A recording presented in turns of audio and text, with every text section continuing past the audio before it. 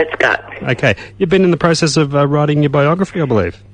Yeah, I've got a book coming out on the 1st of May. Mm-hmm. How did you find that experience? Interesting. I did it with Ed Nimmervold, a journalist, so it wasn't too hard. It was quite good. Did it test the memory a bit?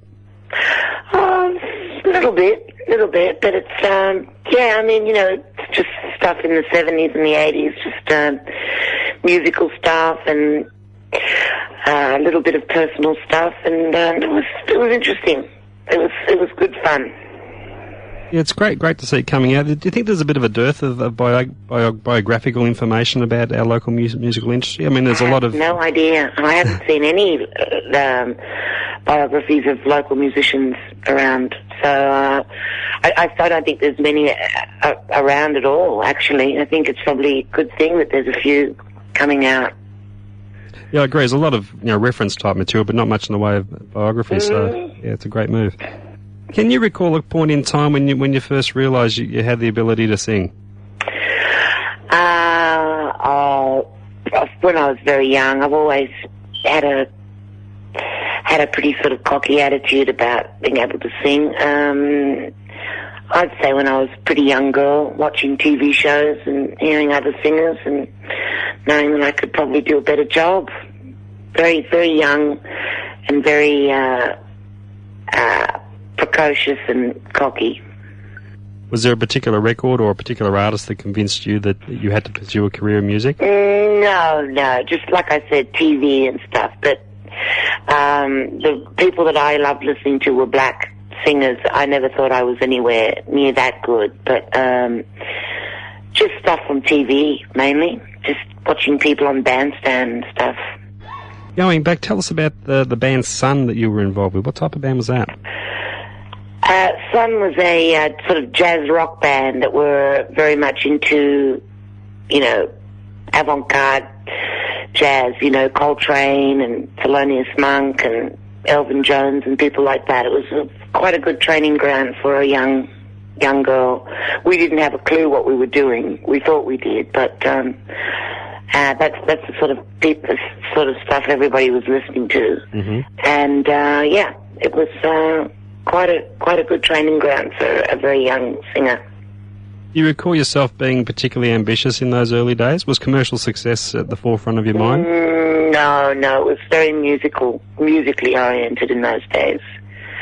Very much so. Very much into good music and very altruistic in those days. So your number one priority was recording the styles of music that was important to you? Pretty much, yeah. No idea till I hear something that tweaks my taste.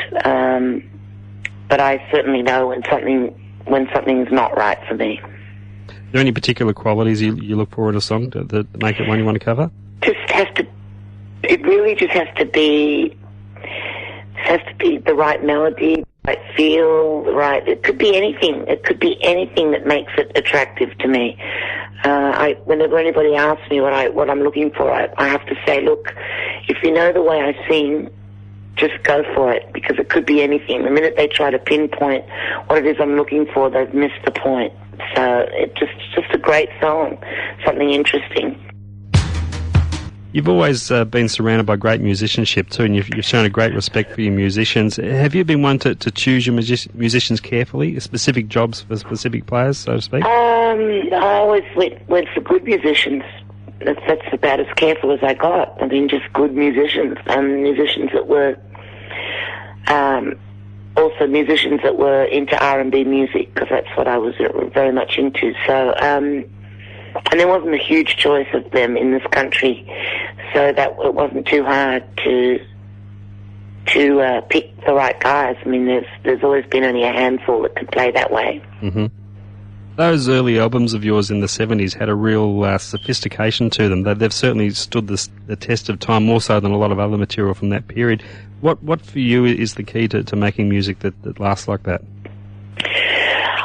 Look, again, it's just has to be right for you, I don't think anybody, there's no benchmark that I have to adhere to, or It's just something that it's just got to be something you really like and that really suits you, and that's the only thing you can do. If you stick to that, if you've got pretty good taste generally, and you stick to what it is that you really like and feels right for you, you can't really go wrong. How would you say you've got on with record companies over the years? You know, about the same as anybody else. They're not, neither here nor there. They're a means to an end. Do you get involved much in the business side of things, or you like to stay away from that? Unfortunately, you have to sort of be involved in the business side of things. It's, you have to be aware of what's going on, and it's not the most fantastic side of this business, but it's something you've got to be aware of, and you have to know how to deal with it, because it's, to your detriment if you don't. I mean, and again, as you stay in the business for as many years as you do, you learn, and from experience, the things that not to do and not to do them again, and you just, do the best that you can. Now, you work with talk about your time in America. You work with a diverse range of musicians over there. Do you think that's helped you be even more adventurous in your own music since coming back? America in general helped me musically, just from, being with musicians, writers, and singers that were of the caliber of which was quite high. And also in the field of music that I like the best, which is R&B. So of course that helped shape me and made me, better. When I came home, I was a lot better, a lot simpler in a lot of ways too, because I got probably the real meaning of R&B music after being there than before I went there. But yeah, definitely. Did you go over there with any preconceived notions or plans of what to expect there when you got over? Just that I knew I would love it, and it's where I belonged, and the kind of music that I loved was there, and wait till they get a load of me and all that sort of stuff. Yeah, of course. Did the work come pretty regularly? At first I went over to record records, so it wasn't to get work, it was to make the records that I made. So when I finally end up living there, when I finally decided to live there for sure, the work, it started coming, but it wasn't always the kind of work I wanted. Session work, and I started doing songwriting and stuff. It wasn't always fulfilling. But if I had stayed even longer, I probably would have gotten more work, but I don't know if I wanted to just be a session singer. Was there any kind of period of adjustment there for you, going from being a headline act here at home to being a session player over there? Oh yeah, for sure. That had a lot to do with it, for sure.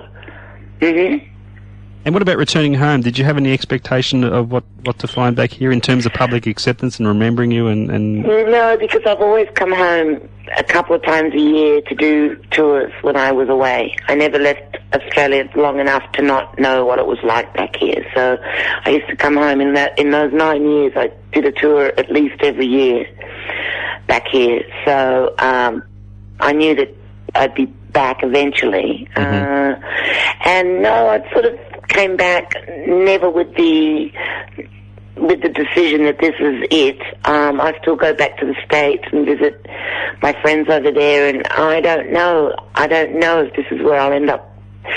At the moment I'm living in Melbourne. I don't know if it's where I'm going to end up. Who knows? I'm still, in my heart, I still haven't made a final decision of where I'm going to live, so I might go back, and then it might be Europe, I don't know. It's wherever the career takes me. Did you notice any standout changes in the Australian music scene from the time you were away? No, it's just grown, a little bit, but not really. I mean, I'm not really, people always want my opinion on the industry, the state of the industry, and I have no idea about the state of the industry. I'm not an expert on the industry. I'm just I'm a musical partake in the music industry, but I'm not part of the industry as such, business-wise. So, I mean, it's gotten bigger, of course, but Australia's still very small and far away from the rest of the world. So it's its own thing. So there's always going to be limitations over here. With Paul Kelly in recent years, has obviously been a great experience for both of you, and I guess in the beginning, one would have thought it was an unlikely collaboration. Would that be a fair comment? Yes. A lot of people thought it was very unlikely, but in the end, he's a songwriter and I'm a singer, so it's the most natural combination of people, really. I guess when you put it that way, yeah, most certainly. Yeah. It's obviously been a mutually rewarding collaboration. What's been the major effect you would say he's had on you and your music? Paul's very special. I consider him, he's a great musician, and I mean that not as just in the way he plays an instrument, because it's not about whether he plays guitar that well or anything, but it's the way he views music as a whole. He's very soulful, very passionate, very thorough and very careful and very tender with his music and with how, when he shares his music, like when he writes for somebody else, he's just a really soulful character. And I think that comes out in the stuff that he does for himself, even though it's not always my cup of tea, the sort of more Irish sort of lilt sort of stuff that he does. It's still very, very soulful. And I don't think there's many songwriters of his caliber in this country. Oh, agreed. A year down the track now, were you happy with how Sweet Life fared in the marketplace? No, of course not. I mean, still a lot of people that don't even know it was out there. But, what can you do? It's not a mainstream sounding record. That's apparently what the verdict is. So, I